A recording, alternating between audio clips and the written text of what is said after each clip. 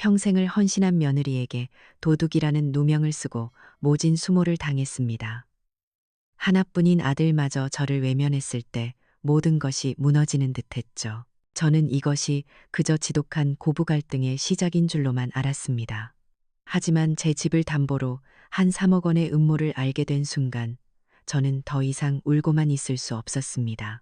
제 이야기를 끝까지 들어주세요. 올해도 추석은 새벽 4시에 시작되더군요. 이 나이가 되니 새벽잠이 없어져서 그런 것도 있지만 마음이 분주해서 누워있을 수가 없었어요. 창밖은 아직 짙은 남색인데 저 멀리 강 건너 새로 솟아오른 아파트들은 벌써부터 불을 켠 집들이 드문드문 보이더라고요. 꼭 밤하늘에 새로 뜬 별자리 같았죠. 제가 사는 이 마포의 아파트는 이제 40년이 다 되어가요. 저새 아파트들에 비하면 할머니 같고 촌스럽기 그지없지만 구석구석 제 손때와 아이들의 웃음소리가 묻어있는 집이라 저는 여기가 참 좋아요. 남편과 함께 이 집에 처음 들어오던 날 여기가 우리만의 왕국 같다고 얼마나 좋아했는지 몰라요. 기름 냄새가 집 안가득 퍼지기 시작하니 그제야 명절 아침 같다는 생각이 들었어요. 혼자서 전 부치고 토랑국 끓이고 삼색 나물 무치는 게 고되긴 해도 마음만은 즐거웠죠. 조금 있으면 큰아들 민준이 그리고 뱃속에 제 첫 손주를 품고 있는 며느리 지은이가 올 테니까요. 아이고, 생각만 해도 웃음이 나더군요. 헛헛한 마음에 온기가 도는 것 같았어요. 문득 10년 전, 아직 남편이 살아있을 때의 추석 아침이 떠올랐어요. 그때는 이 작은 부엌이 전쟁터 같았죠. 남편은 옆에서 깐밤에 대추 박는 걸 거들고 대학생이던 민준이랑 고등학생이던 민호는 송편 빚는 며느리들 옆에서 콩고물이나 주워 먹으며 장난치기 바빴어요. 집안이 떠나갈 듯 시끄럽고 정신없었지만 그게 사람 사는 맛이었나 봐요.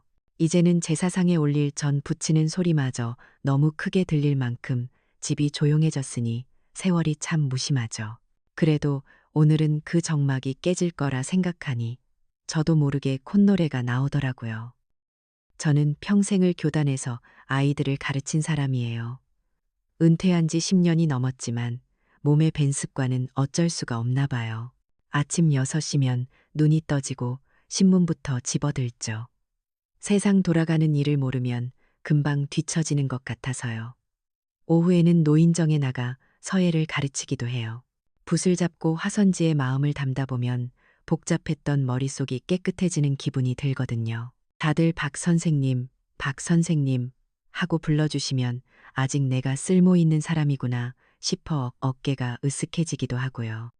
이렇게 제 나름의 규칙과 기쁨을 찾아 살아가고 있지만 자식들 일이라면 모든 게 무너져요. 민준이 내외가 온다고 한 날이면 아침부터 현관만 쳐다보게 되거든요. 며칠 전에도 노인정 친구들과 점심 약속이 있었는데 민준이가 어머니, 저희 추석 당일 오전 11시쯤 도착할 것 같아요. 하는 전화 한 통에 망설임도 없이 약속을 취소했어요. 친구들이 서운해했지만 어쩌겠어요. 1년에 몇 번 보기 힘든 아들 얼굴인데 제가 다 맞춰야죠. 그게 엄마 마음 아니겠어요? 제가 기다리고 기다리던 아들 내외는 약속했던 11시가 훌쩍 지나서야 도착했어요. 현관문이 열리고 들어서는 민준이 얼굴은 어찌나 푸석하고 지쳐 보이던지 마음이 짠하더군요. IT 회사에서 중간 관리자로 일하는 게 보통 힘든 일이 아니라고 하더라고요. 밤낮 없이 일하고 위아래로 치이는 스트레스가 오죽할까 싶었어요. 그 뒤를 따라 들어오는 며느리 지은이는 배가 제법 불러 있었어요. 임신 5개월 차라고 했죠. 그런데 그 아이 표정도 영 밝지가 않더라고요. 손에는 명품 가방을 들고 머리부터 발끝까지 잡지 모델처럼 꾸몄는데도 얼굴엔 피곤함과 짜증이 가득했어요. 소셜미디어 인플루언서인가 뭔가 하는 일이 남들 보기엔 화려해도 속으론 경쟁도 심하고 압박감도 크다고 하더군요. 제가 차려놓은 차례상을 쓱 훑어보는 눈길이 곱지 않은 걸 느꼈지만 저는 애써 모른 척했어요. 임신하면 입맛도 변하고 몸도 힘드니 그러려니 해야죠. 차례를 지내는 내내 두 아이는 연신 스마트폰을 들여다보더군요. 뭐가 그리 바쁜지 저를 올리는 짧은 순간에도 액정 불빛이 꺼지질 않았어요. 조상님들께 인사를 올리는 건데 그 모습이 영 보기에 좋지 않았지만 꾹 참았어요. 저 애들 세대는 우리랑은 다른 거니까 이해해야 한다고 수십 번 되뇌었죠. 식사를 하려고 상에 둘러앉았을 때 그 미묘한 긴장감이 더 무겁게 내려앉았어요. 제가 밤새 정성껏 만든 음식들을 앞에 두고 지은이는 젓가락을 들 생각도 않더군요. 그저 앞에 놓인 나박김치만 깨작거렸어요. 제가 안쓰러운 마음에 지은아, 힘들게 와서 아무것도 못 먹으면 어떡하니. 이 토란국이 임산부한테 그렇게 좋다더라.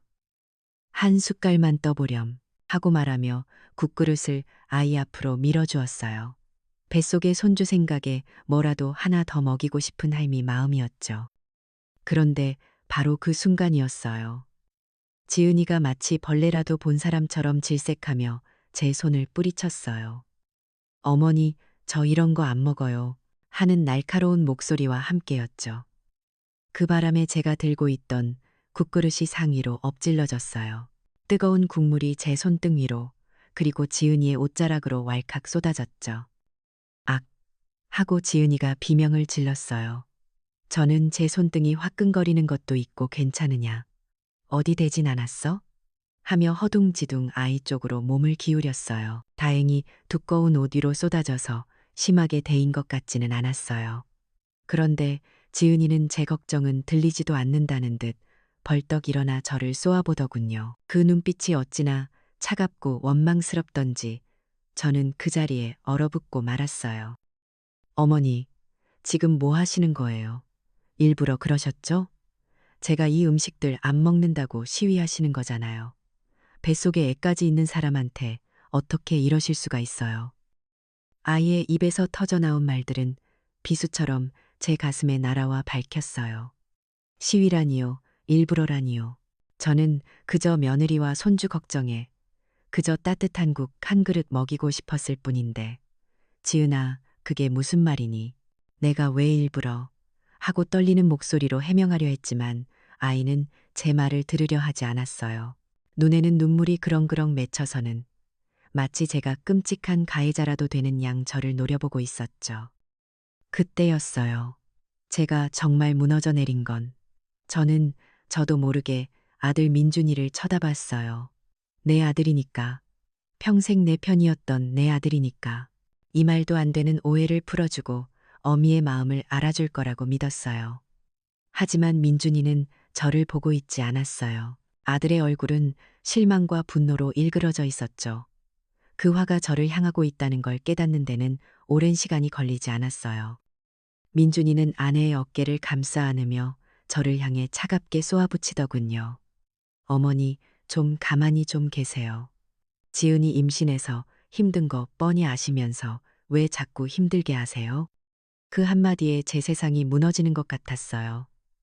제 해명은 들어보지도 않고 제 마음은 헤아려 보지도 않고 아들은 이미 모든 판단을 끝낸 후였어요. 저는 아들 부부에게 가해자가 되어 있었죠. 민준이는 더 이상 제게 아무 말도 하지 않았어요. 아내를 부축해 현관으로 향하더군요. 쾅! 하고 닫히는 문소리가 텅 빈 아파트에 유난히 크게 울렸어요. 저는 한참을 그 자리에 못 박힌 듯 앉아 있었어요. 식어가는 음식들, 상위에 흥건한 토란국, 그리고 화끈거리는 손등의 통증보다 더 아픈 건 쩍쩍 갈라지는 제 마음이었어요. 평생을 바쳐 키운 아들에게서 이제는 제가 힘들게 하는 사람이 되어버렸다는 사실이 믿기지가 않았어요. 차갑게 식어버린 추석 음식처럼 제 마음도 그렇게 차갑게 식어가고 있었어요. 그날 저는 처음으로 깊은 배신감이라는 것이 어떤 맛인지 알게 되었답니다. 참 쓰고 아린 맛이더군요. 추석이 지나고 며칠 동안 저는 알아놓은 사람처럼 지냈어요. 텅 빈 집의 정막이 꼭 무거운 이불처럼 온몸을 짓누르는 것 같았죠. 아들 내외가 떠난 후로 전화 한 통 없더군요. 저는 그 아이들의 침묵이 칼날보다 더 아프게 느껴졌어요. 그래도 어미는 어미인지라 자꾸만 아이들 편에서 생각하게 되더라고요. 그래, 지은이는 지금 임신 중이니 얼마나 예민하겠니. 평소 같으면 그러지 않았을 착한 아이인데 하고요. 제 아들 민준이도 중간에 껴서 오죽 힘들까 싶었어요. 그렇게 밤낮으로 제 마음을 다독이고 상처를 억지로 봉합하려 애썼어요. 잘못은 그 아이들이 했지만 먼저 손을 내미는 건 언제나 어른의 몫이라고 평생 믿고 살았으니까요. 그래서 큰 마음을 먹고 길을 나섰어요. 남대문 시장에 들러 가장 좋은 것으로 고른 홍삼 세트를 곱게 포장했죠. 며느리 기력도 보충해주고 이 선물로 남아 제 진심을 전하면 다쳤던 마음도 조금은 열리지 않을까 기대했어요. 아이들이 사는 강남의 주상복합 아파트는 저희 집과는 완전히 다른 세상이더군요. 로비부터 번쩍이는 대리석에 엘리베이터는 어찌나 빠른지 현기증이 날 지경이었어요. 그 화려함 속에 사는 내 아들 내외가 대견하면서도 한편으로는 낯설게 느껴졌어요. 문이 열리고 나타난 지은이의 얼굴에는 반가움 대신 귀찮음이 서려 있었죠. 어머니, 웬일이세요?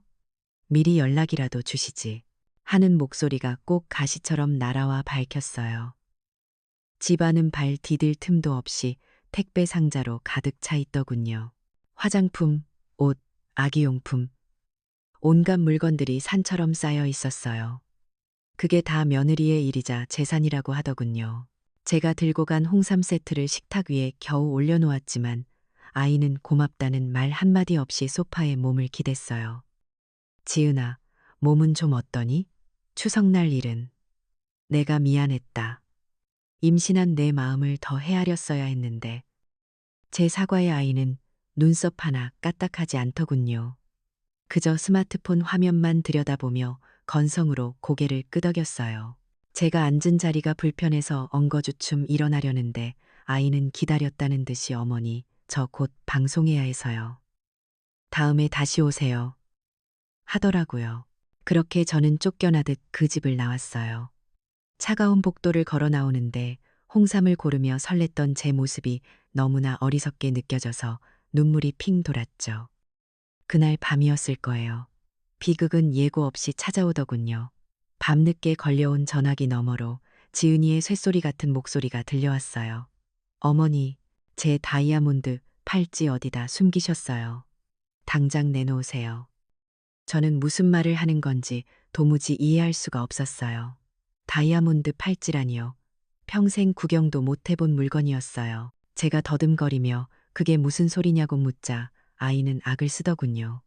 오늘 저희 집에 다녀간 사람 어머니밖에 없잖아요. CCTV만 확인하면 다 나와요. 도둑질까지 하실 줄은 몰랐네요. 전화는 일방적으로 끊겼어요. 저는 멍하니 수화기를 들고 서 있었죠. 도둑이라니 평생을 남에게 손가락질 받을 일 없이 꼿꼿하게 살아온 저에게 며느리가 도둑이라는 낙인을 찍어버린 거예요. 얼마 지나지 않아 현관문이 부서져라 두드리는 소리가 났어요. 문을 열자마자 지은이가 집 안으로 들이닥쳤고 그 뒤로 아들 민준이가 어쩔 줄 몰라 하며 서 있었어요. 지은이는 눈이 뒤집힌 사람처럼 제 방으로 달려가 서랍을 마구잡이로 열어젖히기 시작했어요. 이 늙은 도둑년, 내 팔찌 내놔 하는 고함과 함께였죠. 제가 너무 놀라 아이의 팔을 붙잡으며 이러지 마라. 난 정말 그런 물건 본 적도 없다고 애원했어요. 그러자 지은이가 제 손을 거칠게 뿌리치며 제 머리채를 움켜쥐었어요. 순간 머릿속이 하얘지면서 나이 70 평생 처음 겪는 모욕감과 고통에 숨이 멎는 것 같았어요. 아이는 제 머리채를 잡은 채로 저를 거실 바닥으로 밀쳐버렸어요. 쿵 하는 소리와 함께 엉덩방아를 찧었는데 뼈가 부서지는 것 같은 아픔보다 심장이 갈갈이 찢어지는 고통이 더 컸어요. 그 모든 광경을 보고 있던 제 아들 민준이는 어미를 구하기는커녕 아내를 말리며 이런 말을 하더군요. 자기야, 진정해. 엄마가 그냥 주셨다고 하면 되잖아. 일을 왜 이렇게 크게 만들어? 그 순간 제 안에 무언가가 완전히 부서져 내렸어요. 아들은 제가 도둑질을 했다고 믿고 있었던 거예요. 어미의 결백을 믿어주는 게 아니라 그저 상황을 시끄럽지 않게 덮으려는 생각뿐이었죠. 바닥에 주저앉아 그 둘을 올려다보는데 제 눈에서는 눈물조차 나오지 않았어요. 다음 날 아침 온몸이 쑤시는 고통 속에서 눈을 떴어요. 밤새 한숨도 자지 못했죠. 그런데 제 휴대폰으로 아무런 연락도 오지 않았어요. 사과 전화는커녕 문안 문자 한 통 없었죠.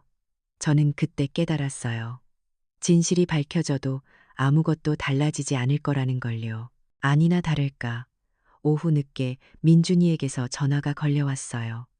저는 혹시나 하는 마음에 떨리는 손으로 전화를 받았죠. 어머니, 그 팔찌, 지은이가 실수로 다른 상자에 넣어서 업체에 반송했었나 봐요. 찾았어요. 아들의 목소리는 미안함이 아니라 안도감과 약간의 짜증이 섞여 있었어요. 저는 잠시 숨을 골랐어요. 이제라도 제 며느리가 제 아들이 진심으로 사과할 거라고 믿고 싶었어요. 그래, 그럼 이제 지은이 바꿔주렴. 엄마한테 할 말이 있을 것 아니냐. 하지만 전화기 너머에서는 한숨 소리만 들려오더군요. 어머니, 좀 그만 좀 하세요. 지은이 어제 일 때문에 스트레스 받아서 몸도 안 좋아요. 임신한 사람한테 뭘 더 바라세요? 그 말을 끝으로 전화는 끊겼어요. 저는 한참 동안이나 끊어진 전화기를 귀에 대고 있었어요. 뚜 하는 차가운 신호음이 마치 제 남은 인생에 대한 사형 선고처럼 들렸죠. 마지막 희망, 마지막 기대, 마지막 애정이 그 신호음과 함께 산산조각 났어요. 이제는 더 이상 그 아이들을 위해 제 자신을 속일 수가 없었어요. 이것은 실수가 아니었어요. 오해도 아니었죠. 이것은 그 아이들의 본 모습, 민낯이었어요. 제 아들에게서, 제 가족에게서 완벽하게 버려졌다는 사실을 저는 그날 비로소 깨달았답니다. 사람의 마음이란 게 참 간사하죠. 그렇게 모진 일을 당하고도 며칠간은 그저 멍하니 허공만 바라보며 지냈어요. 분노보다는 슬픔이, 원망보다는 허무함이 더 컸거든요. 내 평생이 부정당한 기분이었어요. 그런데 사람이라는 게 마냥 무너져 있지만은 못하게끔 만들어졌나 봐요. 며칠을 앓고 나니 이상하게도 정신이 또렷해지더군요. 눈물은 말랐고 슬픔이 있던 자리에는 차가운 분노가 자리 잡기 시작했어요. 그날도 여느 때처럼 무기력하게 앉아 있는데 낯선 번호로 전화가 한 통 걸려왔어요. 받을까 말까 망설이다 조심스레 받았죠. 박수진 고객님 맞으신가요? 저희는 XX은행 마포지점입니다.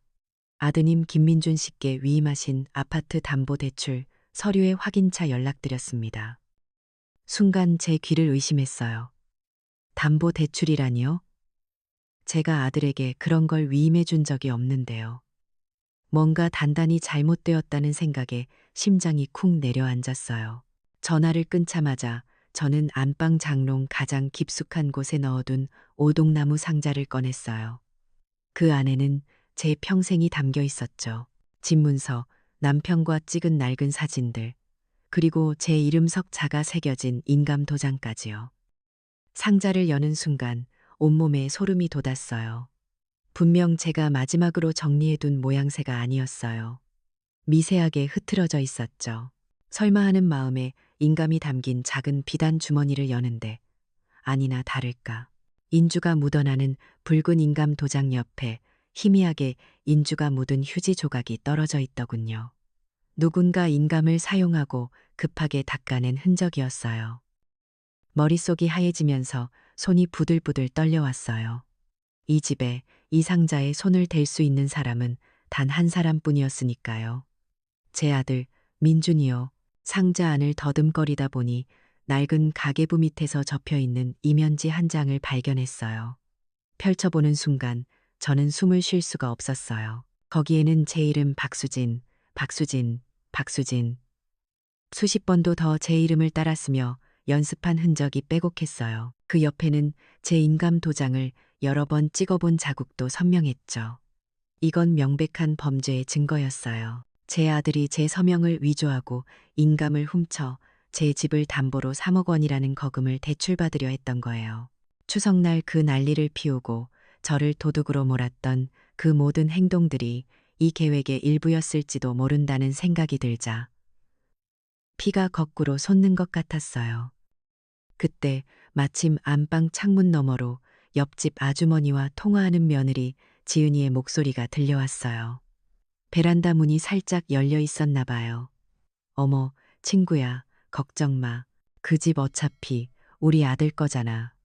내가 지금 뱃속에 대를 이을 손주를 가지고 있는데 시어머니가 그 정도는 해주셔야지. 조금만 기다려. 곧 좋은 소식 있을 거야.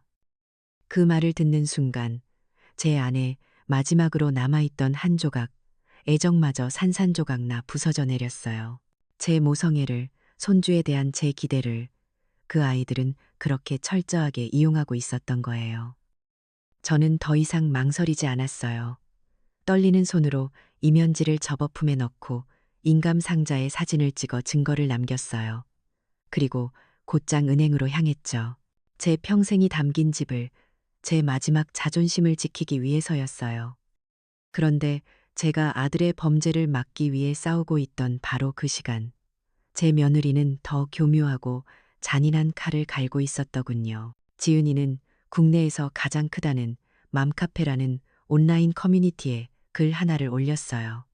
제목은 이랬죠. 임신한 저를 학대하는 시어머니, 이젠 무서워서 집에도 못 가겠어요. 그 글에서 저는 하루아침에 악독한 시어머니가 되어 있었어요. 추석날 국그릇 사건은 제가 임신한 며느리에게 뜨거운 국을 일부러 끼얹은 것이 되었고, 딸도 못 낳는 년이라며 저주를 퍼부은 사람이 되어 있더군요. 심지어 아들 내외가 힘들게 번 돈을 매달 갈취하고 마음에 안 들면 물건을 집어던지는 폭군으로 묘사되어 있었어요. 말도 안 되는 거짓말들이었지만 임신한 약자라는 며느리의 가면은 아주 효과적이었나 봐요. 그 글은 순식간에 수백 개의 댓글이 달리며 온라인 공간으로 퍼져나갔어요. 요즘 세상에 저런 시어머니가 다 있나요? 글만 읽어도 혈압이 오르네요. 당장 경찰에 신고하세요. 뱃속 아기가 걱정돼요. 절대 가까이 가지 마세요. 사람들은 사실관계를 확인하려 하지 않았어요. 그저 자극적인 이야기에 분노하고 약자로 보이는 지은이를 동정하며 저를 손가락질하기 바빴죠. 평생을 교사로서 반듯하게 살아온 제 명예가 그렇게 얼굴도 모르는 사람들의 손가락 끝에서 무참히 짓밟히고 있었어요.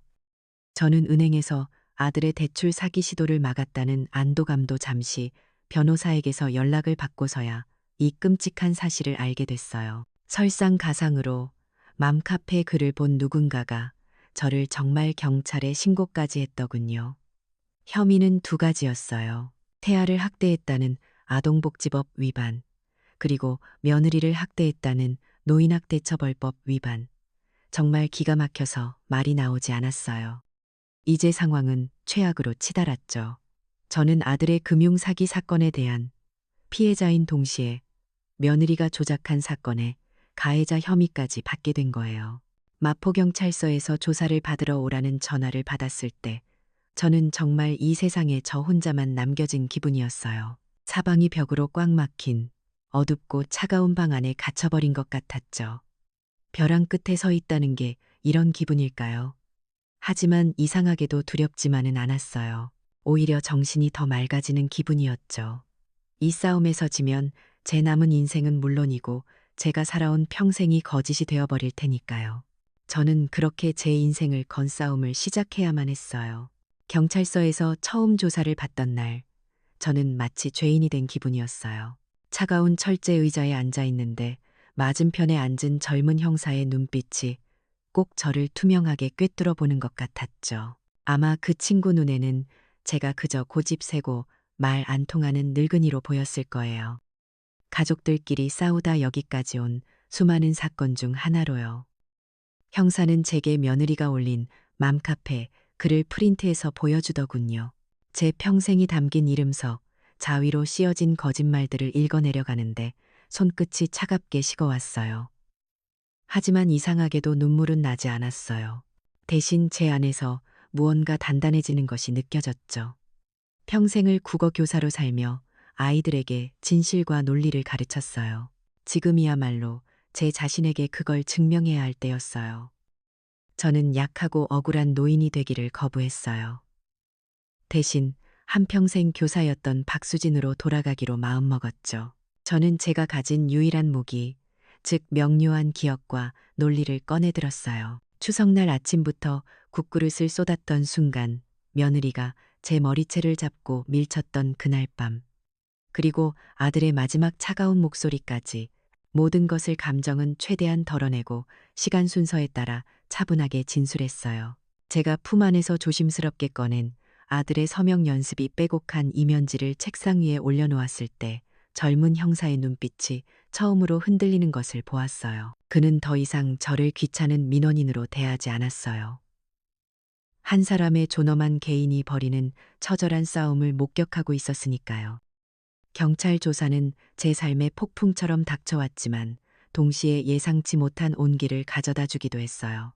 형사들이 증거를 수집하기 위해 저희 아파트를 탐문하기 시작하면서부터였죠. 저는 그저 창밖을 내다볼 뿐이었는데 지난 40년간 제가 뿌린 시간의 씨앗들이 하나둘 싹을 틔우고 있었어요.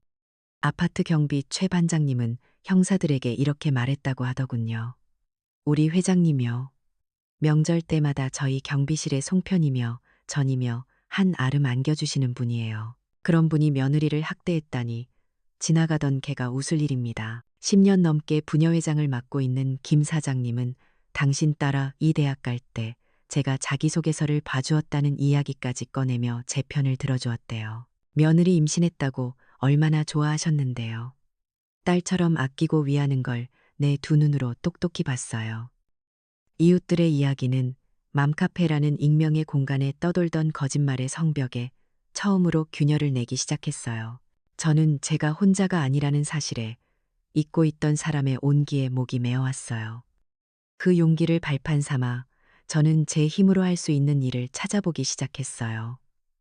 동네 노인복지관 컴퓨터실에 앉아 돋보기를 쓰고 작은 글씨와 씨름했죠. 노인재산보호, 유언대용신탁, 생전 처음 들어보는 어려운 법률 용어들을 서툰 독수리 탑업으로 검색했어요. 뭐가 뭔지 다 이해할 수는 없었지만 가만히 앉아 당하고만 있지는 않겠다는 제 마지막 발버둥이었어요.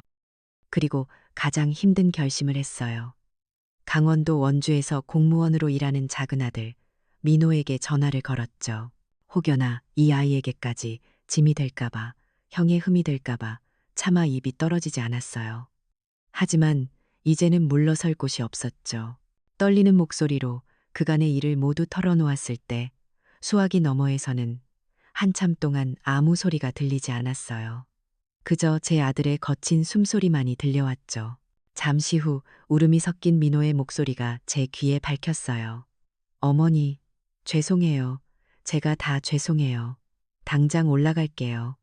이번 주말에 KTX 타고 바로 올라갈게요. 약속대로 주말에 달려온 민호의 얼굴은 반쪽이 되어 있었어요. 제 앞에 무릎을 꿇고 형을 대신해 용서를 비는 아들을 보니 억눌렀던 눈물이 터져나왔어요. 민호는 울고 있는 저를 일으켜 세우며 자기가 아는 분을 통해 인권 변호사 한 분을 수소문해 놓았다고 하더군요. 민호의 손에 이끌려 찾아간 변호사 사무실은 크고 화려하지 않았지만 정의감으로 단단하게 채워진 공간처럼 느껴졌어요. 변호사님은 제 이야기를 묵묵히 끝까지 들어주셨어요. 그리고 제가 내민 서명 연습 종이를 유심히 살피더니 제게 처음으로 희망이라는 단어를 이야기해 주셨어요. 어머님 걱정 마세요. 국립과학수사연구원의 필적 감정 결과는 누구도 부정할 수 없는 증거가 될 겁니다. 그리고 아파트 복도 CCTV 영상만 확보되면 폭행 혐의는 완벽하게 벗으실 수 있어요. 변호사님은 제 재산을 안전하게 지키기 위한 신탁이라는 제도에 대해서도 차근차근 설명해 주셨어요. 제 이야기를 들으며 함께 분노하고 제 손을 잡아주며 할 수 있다고 말해주는 사람이 있다는 사실만으로도 큰 힘이 되었어요. 변호사 사무실을 나와 민호와 함께 걷는 서울의 거리는 며칠 전과는 사뭇 달라 보였어요. 여전히 높고 차가운 빌딩 숲이었지만 그날따라 하늘이 참 파랗게 느껴졌어요. 절망의 가장 깊은 바닥에서 저는 뜻밖의 온기를 만났고 진실의 조각들을 끌어모으기 시작했어요. 그리고 마침내 제게도 이길 수 있는 무기가 있다는 것을 깨달았죠. 싸움은 이제 막 시작되었지만 저는 더 이상 혼자가 아니었어요. 드디어 심판의 날이 밝았어요. 제 변호사님은 그날을 대질 신문이라고 부르더군요. 저는 그저 진실이 밝혀지는 날이라고 생각하기로 했죠. 마포경찰서의 작은 조사실은 공기마저 차갑게 얼어붙은 것 같았어요. 제 맞은편에는 아들 민준이와 며느리 지은이가 그리고 그 아이들의 변호사가 앉아 있었죠. 제 옆에는 든든한 제 변호사님과 작은 아들 민호가 함께 앉아 주었어요. 민호는 제 손을 꼭 잡아주었는데 그 따뜻한 온기가 아니었다면 저는 아마 그 차가운 공기 속에서 무너져 내렸을지도 몰라요. 아들 내외는 여전히 뻔뻔했어요. 지은이는 배를 한껏 내밀고 금방이라도 쓰러질 것처럼 연약한 척을 하더군요. 그 아이의 변호사는 시작부터 제 정신 상태를 문제 삼았어요. 제가 나이가 많아 기억이 오락가락하고 망상에 사로잡혀 며느리를 미워한 나머지 이런 일을 꾸몄다는 식으로 몰아가더군요. 민준이는 옆에서 고개를 끄덕이며 저희 어머니가 요즘 부쩍 이상해지셨어요. 치매 초기 증상인 것 같아요. 하는 말까지 서슴지 않았죠. 제 가슴에 대못을 박는 소리였지만 저는 입술을 굳게 깨물고 변호사님의 신호를 기다렸어요. 상대편의 거짓말이 절정에 달했을 때 제 변호사님이 조용히 서류 한 장을 테이블 위에 올려놓았어요. 담당 형사가 그 서류를 받아들고는 천천히 하지만 또렷하게 읽어 내려가기 시작했죠. 국립과학수사연구원 필적 감정 결과 통보. 은행에 제출된 위임장의 서명 박수진은 대조 필적인 피의자 김민준의 필적과 동일한 것으로 판단됨. 순간 조사실 안의 모든 소음이 멎는 것 같았어요. 저는 고개를 들어 제 큰아들 민준이의 얼굴을 쳐다봤어요. 늘 자신만만하던 아이의 얼굴이 하얗게, 정말이지 종이처럼 하얗게 질려가고 있었죠. 과학이라는 이름의 진실 앞에서 아들의 거짓말은 한순간에 발가벗겨진 거예요. 지은이는 믿을 수 없다는 듯 남편을 쳐다봤고 민준이는 고개를 푹 숙인 채 아무 말도 하지 못했어요. 통쾌함보다는 처참한 마음이 먼저 들더군요. 제가 평생을 바쳐 키운 아들이 결국 이런 모습으로 무너져 내리는구나 싶어서요. 하지만 그건 시작에 불과했어요. 형사는 곧바로 노트북을 열어 모니터를 우리 쪽으로 돌렸어요. 화면에 나타난 것은 저희 아파트 복도 CCTV 영상이었죠. 며느리가 제 머리채를 잡고 저를 도둑으로 몰았던 바로 그날 밤의 영상이었어요. 화면 속에서 제 집을 나서는 아들 부부의 모습은 너무나 평온했어요. 지은이의 얼굴이나 팔, 어디에도 폭행의 흔적은커녕 다툰 기색조차 찾아볼 수 없었죠. 그저 분을 사귀지 못해 씩씩거리는 표정뿐이었어요. 형사는 다음 화면으로 넘어갔어요. 그건 지은이가 맘카페에 올렸던 시어머니에게 폭행당해 멍들었다고 주장하던 팔 사진이었죠. 이 사진, 피의자 이지은 씨가 작년 여름휴가 때 계곡에서 넘어져 다쳤다며 본인 SNS에 올렸던 사진과 동일한 것으로 확인되었습니다. 상처의 모양, 위치, 그리고 배경에 찍힌 가구까지 모두 일치합니다. 형사의 말이 끝나자마자 지은이가 비명을 질렀어요. 아니에요. 거짓말이야. 저 여자가, 저 늙은 여우가 다 조작한 거라고요. 발악하는 며느리의 모습은 처절하기까지 했어요. 하지만 이미 엎질러진 물이었죠. 과학적 증거와 디지털 포렌식이라는 현대 기술 앞에서 아이의 거짓말은 설 자리를 잃었어요. 형사는 지은이에게 사문서 위조 공모 혐의뿐만 아니라 무고, 존속 폭행 누명, 그리고 정보통신망법상 명예훼손 혐의까지 추가될 것이라고 차갑게 통보했어요. 가해자와 피해자의 위치가 그 순간 완벽하게 뒤바뀐 거예요. 경찰서를 나오는 제 발걸음은 이상하게도 무거웠어요.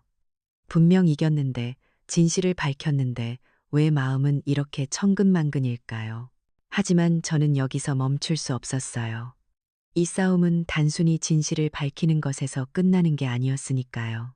제 남은 인생을, 제 마지막 존엄을 지키기 위한 싸움이었으니까요. 그 며칠 후 저는 변호사님과 함께 마지막 카드를 준비했어요. 제 평생이 담긴 이 마포 아파트와 제 명의의 모든 예금을 신탁회사에 맡기는 유언대용 신탁계약서에 도장을 찍었죠. 이제 제 재산은 법의 보호 아래 놓이게 되었어요. 제가 살아있는 동안은 그 누구도, 심지어 제 아들조차도 단 한 푼 손댈 수 없게 된 거예요. 제가 죽은 후에야 제가 남긴 유언장에 따라 재산이 집행될 것이고요.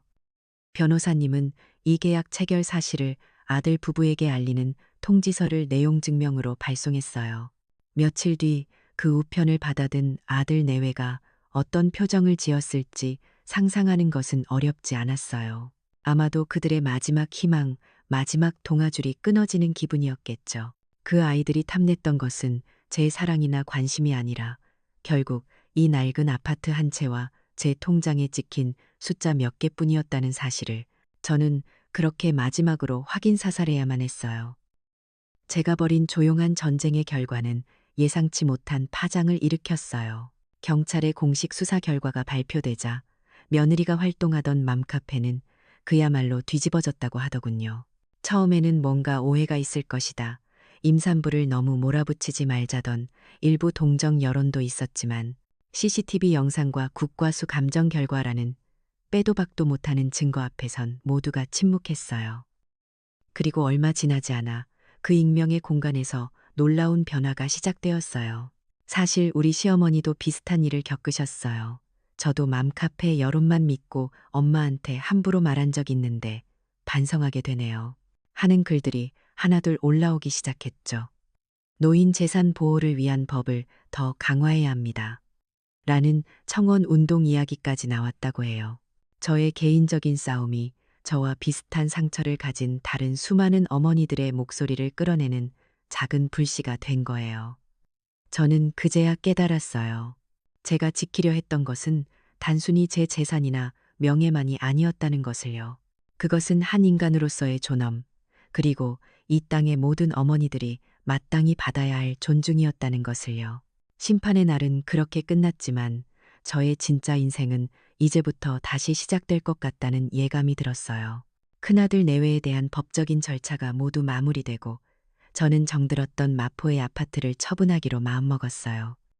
40년 세월의 흔적이 켜켜이 쌓인 이 집을 떠난다는 게 쉬운 결정은 아니었죠. 하지만 이곳에는 너무나 많은 상처와 아픈 기억들이 함께 묻혀 있었어요. 제 남은 인생을 과거의 유령에 붙들려 살고 싶지는 않았거든요. 이삿짐을 싸는 며칠 동안 저는 제 인생을 정리하는 기분이었어요. 낡은 앨범 속에서 웃고 있는 젊은 날에 저와 남편, 그리고 제 품에 안겨 천사처럼 잠든 두 아들의 모습을 보며 한참을 울기도 했죠. 강릉으로 떠나기 바로 전날이었어요. 텅 빈 거실에 앉아 있는데 작은 아들 민호가 찾아왔더군요. 원주에서 일이 끝나자마자 달려온 듯 아이의 얼굴에는 피곤한 기색이 역력했어요. 민호는 제 앞에 서서 한참을 망설이더니 푸통하고 무릎을 꿇더군요. 저는 너무 놀라 아이를 일으키려 했지만 민호는 고개를 숙인 채 꼼짝도 하지 않았어요. 어머니, 죄송해요. 제가 대신 용서를 빌겠습니다. 아이의 어깨가 가늘게 떨리고 있었어요.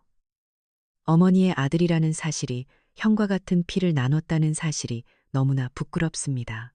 제가 조금만 더 일찍 알았더라면 어머니께서 이렇게까지 힘드시지는 않았을 텐데 정말 죄송합니다. 민호는 끝내 울음을 터뜨렸어요. 듬직하기만 하던 제 아들이 어린아이처럼 서럽게 우는 모습을 보니 제 심장도 내려앉는 것 같았죠. 저는 아이의 어깨를 감싸 안았어요. 일어나거라, 아들아. 내 잘못이 아니다. 그러니 고개 들렴. 어미는 괜찮다. 그제야 제 품에 안겨 한참을 더 온 후에야 민호는 겨우 고개를 들었어요. 파괴된 가족관계 속에서도 이 작은 온기 하나가 남아있다는 사실이 제게는 큰 위안이 되었어요. 저는 그렇게 제 아들과 마지막으로 하룻밤을 보내고 다음 날 새벽 제 인생의 절반이 담긴 서울을 떠났습니다. 제가 새로 자리 잡은 곳은 제 고향이기도 한 강릉이었어요. 경포호가 멀지 않고 오죽헌의 검은 대나무 숲에서 불어오는 바람이 싱그러운 작은 마을이었죠. 저는 평생의 꿈이었던 작은 한옥을 사서 겨우내 손수고치고 다듬었어요. 삭막한 시멘트 벽 대신 황토와 나무로 채워진 집에서 잠이 드니 지독했던 불면증도 조금씩 사라지는 것 같았어요. 봄이 되자 저는 마당 한쪽에 작은 텃밭을 일궜어요. 상추, 깨십, 고추 같은 것들을 심었죠. 흙을 만지고 씨앗을 심으니 제 마음속 상처들도 조금씩 아물어가는 기분이었어요. 갓 자란 채소들을 따서 옆집에 사는 젊은 부부에게 나눠주기도 하고 앞집 할아버지께는 갓 담근 열무김치를 가져다 드리기도 했어요. 서울의 아파트에서는 옆집에 누가 사는지도 모르고 살았는데 이곳의 이웃들은 모두가 한 가족 같았어요. 어느 날부터인가는 동네 아이들이 저희 집 대문 앞을 서성거리더군요. 제가 은퇴한 교사였다는 소문을 들었나 봐요. 저는 아이들을 마루에 앉혀놓고 옛날 이야기도 들려주고 서툰 글씨를 교정해주기도 했어요. 아이들의 초롱초롱한 눈망울을 보고 있으면 제 마음도 덩달아 맑아지는 것 같았죠. 저는 그렇게 강릉이라는 새로운 땅에, 새로운 공동체 안에 서서히 뿌리내리고 있었어요. 그렇게 평화로운 날들이 계속되던 어느 여름날 오후였어요. 텃밭에 물을 주고 마루에 앉아 시원한 바닷바람을 쐬고 있는데 우편 배달부가 편지 한 통을 건네주더군요. 발신인은 서울 서부지방법원이었어요. 심장이 덜컥 내려앉았지만 저는 애써 침착하게 봉투를 뜯었어요. 그 안에는 법원 소환장이 들어 있었어요. 제 큰아들 김민중과 며느리 이지은이 저를 상대로 소송을 제기했다는 내용이었죠. 제가 심신미약 상태에서 불공정한 유언대용 신탁 계약을 체결했으니 이 계약을 무효로 해달라는 거였어요. 마지막까지 저를 침에 걸린 늙은이로 몰아가려는 그 아이들의 집요함에 헛웃음이 나왔어요. 과거의 저였다면 아마 그 자리에서 혼절했을지도 몰라요. 하늘이 무너지는 것 같은 절망감에 몸서리쳤겠죠. 하지만 저는 달랐어요. 저는 조용히 소환장을 접어 탁자 위에 올려놓고 마당에 핀 봉숭아를 바라봤어요. 그리고 주머니에서 스마트폰을 꺼내 서울의 변호사님께 영상 통화를 걸었죠. 변호사님, 저예요. 서울에서 편지가 하나 왔네요. 다시 한번 싸워야 할 것 같습니다. 제 목소리는 조금도 떨리지 않았어요. 이제 와서 승패는 중요하지 않아요. 저는 이미 이겼으니까요. 제 인생의 주도권을, 제 인간으로서의 존엄을 되찾았으니까요. 이 소송은 마치 동해에서 불어오는 거친 비바람 같은 것이겠죠. 하룻밤 요란하게 흔들고 지나가겠지만 땅속 깊이 뿌리내린 나무를 뽑아갈 수는 없을 거예요. 저는 제 작은 한옥과 정성껏 가꾼 텃밭, 그리고 저를 선생님이라 부르며 따라주는 아이들을 둘러봤어요. 이것이 제가 목숨 걸고 싸워서 되찾은 제 세상이었어요. 법정에서의 싸움은 앞으로도 계속되겠지만 그건 이제 제 인생의 일부일 뿐, 전부는 아니에요. 또 한 번의 폭풍이 오고 있지만 괜찮아요. 강릉의 바람 속에서 저의 뿌리는 이제 두 번 다시 흔들리지 않을 테니까요. 진정한 승리란 상대를 무너뜨리는 게 아니라 어떤 폭풍우 속에서도 꺾이지 않고 자신의 삶을 오롯이 지켜내는 것이 아닐까요? 박수진 할머니의 이야기는 우리에게 진정한 용기가 무엇인지, 그리고 존엄을 지키는 것이 얼마나 중요한지 다시금 생각하게 만드네요. 결국 가장 큰 복수는 스스로 행복해지는 것이었죠.